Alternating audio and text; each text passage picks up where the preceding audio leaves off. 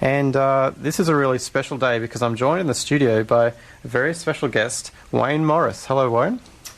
Well, Matt, nice to be here. It's an absolute pleasure. Wayne, we're going to devote the second half of the show to playing the band that Wayne was in the 70s. What exact years from beginning to end were... Very quick history. Well, and this is Painter, by the way. The band's called Painter. Right. Very quick history. In the late 1960s, there was a group out of Calgary that was working in Los Angeles called the 49th Parallel. In 1970, two of the members, Dan Lowe and Dorn Beatty, changed the name of the band to Painter. They released a single called Daybreak. And then about 4 months later, Christmas 1970, I went to Calgary for Christmas. I knew Dan and Dorn, met up with them. We spent a couple of days together. 5 days later, New Year's Eve, they called me and said, "When can you be in Calgary?" I went out, joined the band. We toured for 2 years around Western Canada, wrote a lot of material. And in '73, we came back out here to play some shows.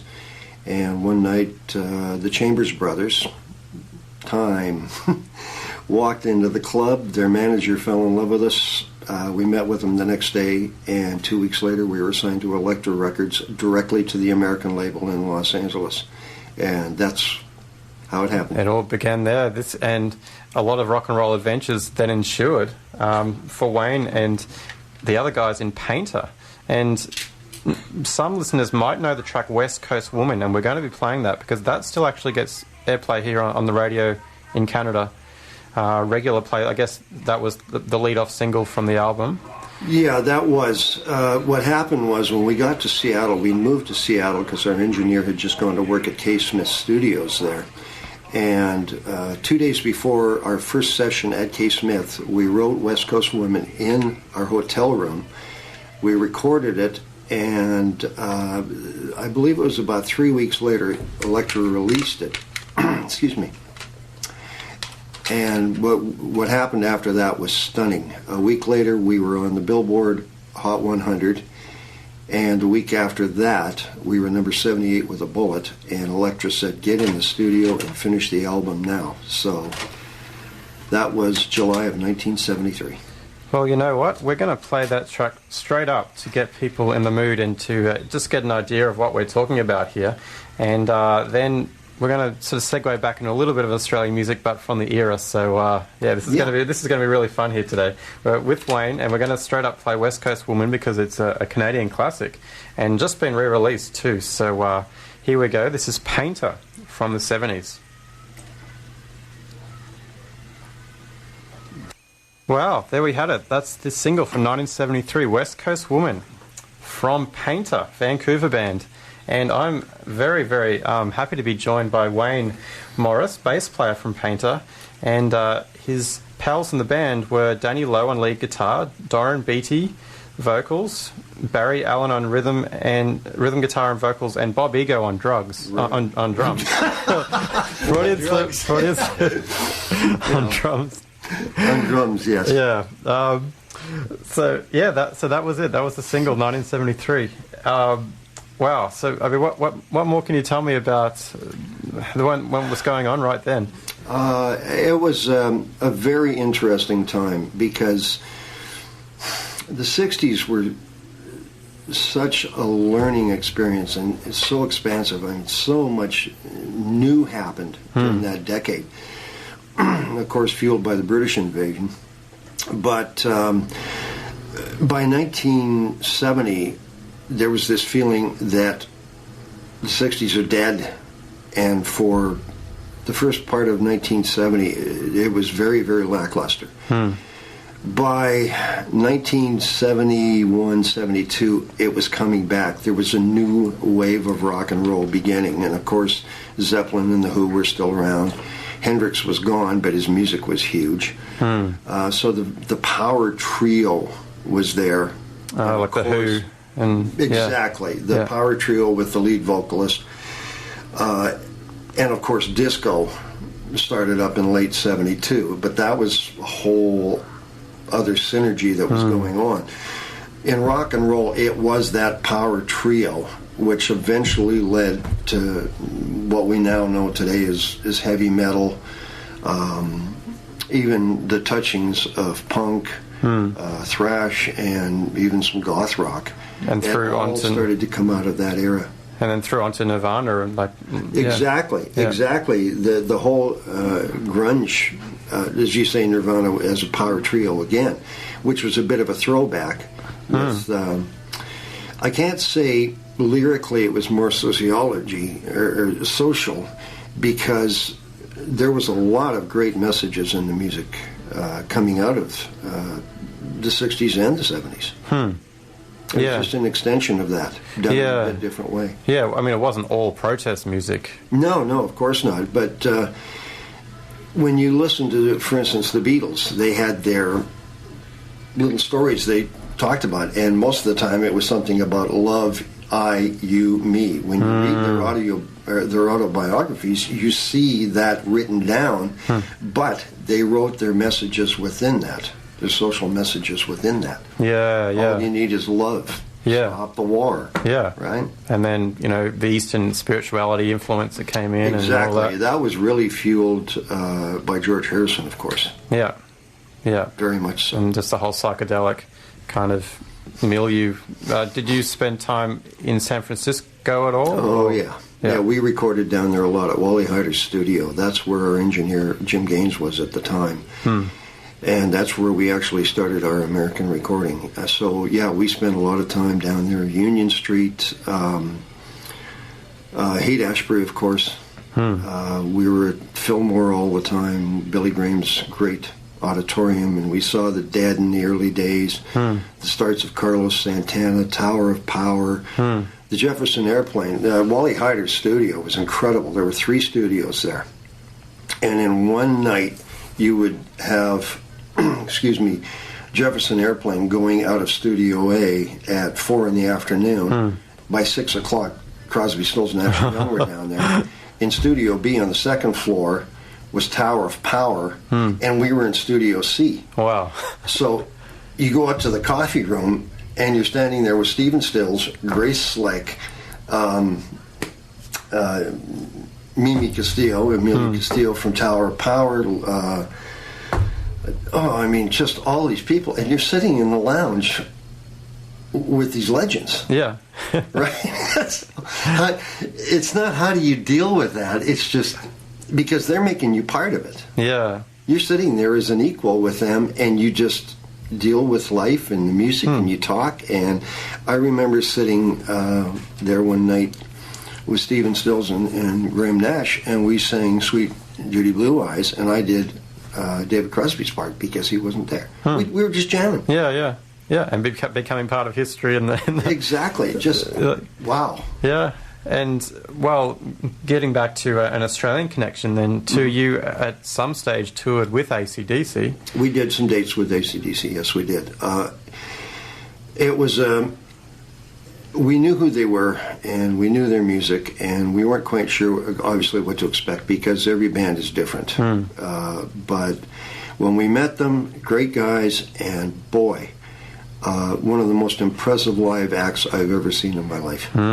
When they got to the stage, it was all business. They had a ball doing it. They did their crazy antics, but they were so professional, and it was just drive from start to finish.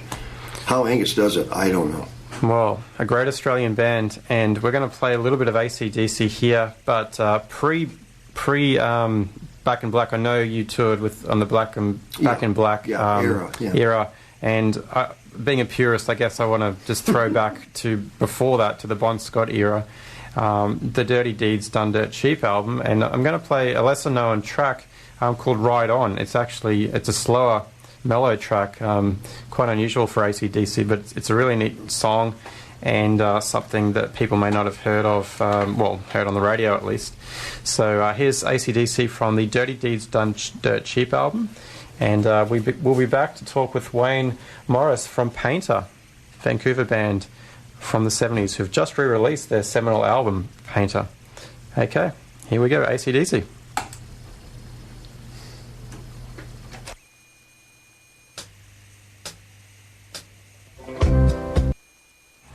Hi, I'm John K. Sampson from the Weaker Thans, and you are listening to CiTR 101.9 FM.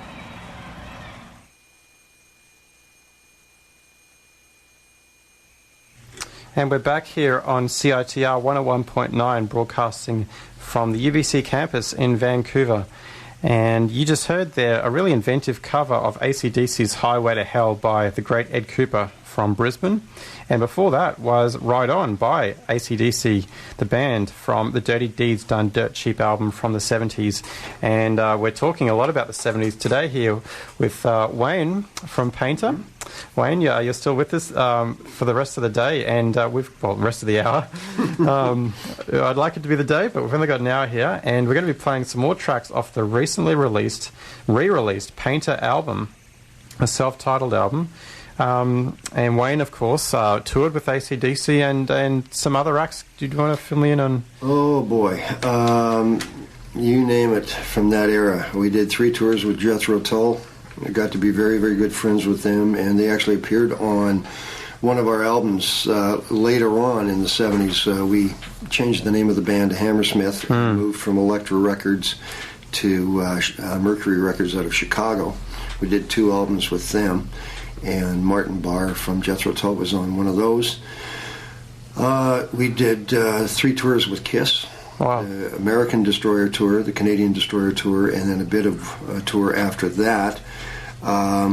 We did shows with, the Stones, Brian Auger and the Oblivion Express, Lee Michaels, with the Grateful Dead. I mean, just you name a band from the 70s. And we probably did a show, at least one show, if not a partial tour or a full tour with them.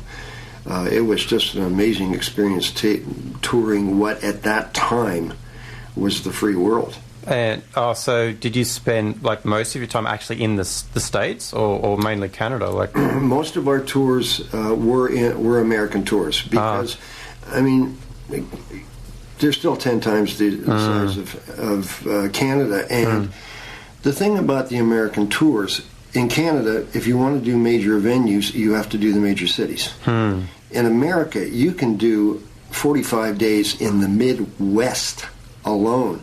Chicago, Indianapolis, Minneapolis, and then you go to a place like DeKalb, Illinois, and you go, what's DeKalb, Illinois? Well, that's Illinois State University. There's 18,000 people there. I mean, it's just incredible the amount of touring you can do in America. Yeah. And you toured off the strength of this album, Painter, and we're going to play some more tracks here because there's some really interesting stories to go with some of these songs. So, which one would you like to play next? Well, we were talking before we went on air about Home to Rock and Roll, which is track number 4. That was our second single release. And what the great story that goes with that is on December 9th, 1973, we went to Las Vegas to do a show at the Ice Palace, which at that time was the big rink, about 13,000 people. And we opened the show, and when we walked on, the crowd went crazy. The promoter was Les Brown Jr. His dad was Les Brown from the Band of Renown, who toured with Bob Hope for years.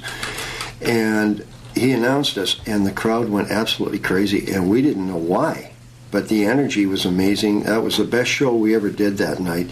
After the show, we found out that West Coast Woman had been number 1 for 8 straight weeks in Las Vegas, and it had just dropped to number 2 on the charts and had been replaced at number 1 by our second release, Home to Rock and Roll. And it was a track that we actually recorded in early 1972. So this is, like a year before we actually did the album session. So you will hear a bit of a difference in style between West Coast Woman and Home to Rock and Roll. This is more of just straightforward power. That Vegas story, it sort of reminds me of actually when Nirvana toured Australia. They'd booked all their dates in '92 before the album had come out. And when they arrived, so they were booked all these sort of university bars and all these little venues, and it was too late to change it. And so no kidding. By then they were number 1 in the world, and the mythical story of my city was that apparently so many people showed up that they actually smashed the windows of the university bar because there were so many people Yep. trying to get in, and it was just a riot. And so this is just things that happen. There are a lot of stories out there like that. Yeah. Well, let's play track 4 from the Painter album, Going Home to Rock and Roll. Just over 10 minutes left for Stranded, the Australian-Canadian music show this week, with your host Matthew and extra special guest Wayne from Painter, the great Vancouver band. And you just heard 2 fantastic tracks there from the 70s from the Painter album that's just been re-released. And you can find that through Wounded Bird Records. And this is, I guess, in some local shops here, I would hope. Right now, it's just online through Wounded Bird Records, which is a re-release classic album subsidiary of Elektra Records, and you can find them online. Yep. You can Google it, Wounded Bird Records, and they have a full list, and you can get it through them. Yeah. And Bob Ego, the drummer, he's sort of been around, done a lot of things too. And Right. He when he left us in '75, he joined Streetheart. He was the driving force behind most of those Streetheart hits. And then he joined Sabian, the Sabian Zildjian Company, cymbal company. And he moved to Las Vegas. He's been down there ever since. Oh. And he's just a monster. Yeah. He's on YouTube, and absolute monster drummer still today. Unbelievable. He was 17 years old when he cut this album. Wow. 17 years old. And he was already a seasoned veteran. Yeah. Just amazing, amazing drummer.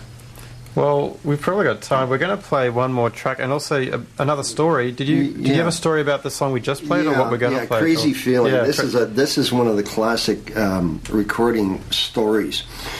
When we finished recording the album in '73, the last night we were actually recording before we were mixing, we went to the local restaurant where we always had dinner. Well, we also partook of some very special ambrosia that night and got a little wasted. And then we went back to the studio, and we discovered we were about 3 minutes short in track time. So we thought, what are we going to do? Which out of our songbook, we got to pick a song to put on the album. Well, at that moment, our guitar player, Danny Lowe, just ding, ding, ding, ding, sitting in the corner, and then Bob and I joined in. And before we knew it, Doran was writing lyrics, and within half an hour, all of us, pretty hammered, had written Crazy Feeling, and that night we just kind of propped ourselves up and cut that track. Wow. All that energy that was there, and it was just, we had an absolute ball recording that song, and you can hear it, the energy in that song, because it was so fresh. Yeah. It was so much fun to do it. Wow. Well, that was brilliant. And 2 minutes 45, nice short song. And yeah, you can find that on the Painter album, and you can go to Google. The Wounded Bird Records is the re-release. The label is putting it out, the re-release. Yep. And what we're going to play now is a live track called Shipwrecked. What can you tell me about this? This track, it's on YouTube. Painter Live, Shipwrecked. We have about 40 tracks on YouTube between Painter and Hammersmith. This specific track is from a live show we did in March of 1974 at the Kennedy Center in Washington, D.C., about 18,000 people. And we had been in Detroit prior to that, the weekend prior, and we had a week before the show in Washington. So we went to Washington Monday morning and spent the most incredible week, one of the most incredible weeks of my life. I'm a political, social junkie. I love it. History. And to be in Washington, standing right there at the White House in those days, going to the Lincoln Memorial, the Washington Monument, Arlington National Cemetery, and I actually spent a day and part of a night with a security guard by myself in the Smithsonian Institute, in the Aviation Museum, touching spacecraft that had been to the moon. And I also spent a day in the viewing chamber, the visitor's chamber, the upper deck above the United States Senate in the middle of the Watergate hearings. And Wow. right there, 25 feet below me, was the President Pro Tem of the Senate, which was the Vice President of the United States, Spiro Agnew, and Senator Howard Baker, Sam Ervin, Teddy Kennedy. All these people were right there below me, and Wow. I watched them do business. It was just, what an incredible experience, and it's something I'll remember till the day I die. Wow. And so this track we're going to play was This is live, and I should just mention, you mentioned there's 5 of us on the album. Barry Allen was only actually with us for about 7 months. He was one of our engineers, and he joined us on stage for about 7 months. The band was actually a 4-piece band, guitar, bass, drums, and Doran singing. And this track live that you're about to hear is just the 4 of us, and it sounds like 8. Yeah. So this is live, March of 1974 at the Kennedy Center, Okay, this Washington, is D.C. Vancouver band Painter from the 70s.